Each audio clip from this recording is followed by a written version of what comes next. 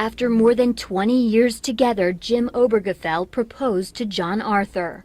I leaned over, hugged John, kissed him, and said, "Let's get married."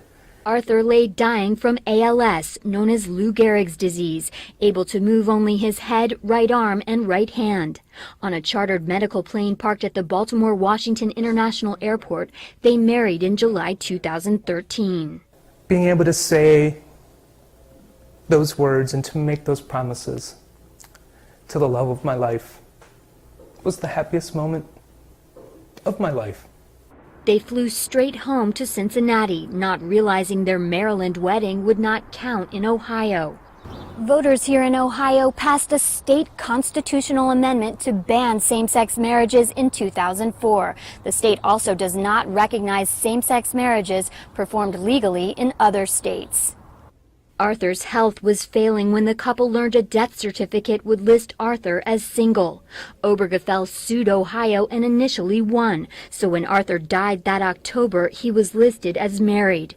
But the state fought back. The state of Ohio wants nothing more than to take John's last official record as a person and to change it so that it's wrong. They want to erase the fact that John and I were legally married.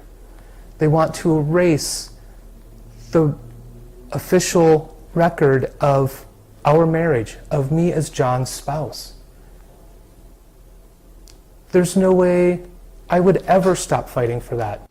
Obergefell is now the principal petitioner in one of the most anticipated hearings in Supreme Court history. The court will consider whether the Constitution's right to equal protection under the law applies to same-sex marriage, and whether states that ban same-sex marriages must recognize unions performed in other states. Opponents of same-sex marriage say Ohio voters already decided. When you vote, that's supposed to be the highest law in the land. The Supreme Court is not higher than the people's votes. The Supreme Court is under the people's votes.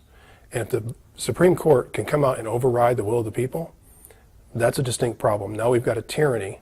37 of the 50 U.S. states and Washington, D.C. now allow same-sex marriage. Obergefell will be in the hearing room, hoping the highest court rules in his favor. We love each other. We committed to each other. We built a life together. We were productive members of society. We were part of our community. We are exactly like the couple next door. And the fact that we're both men doesn't matter. A decision is expected by late June.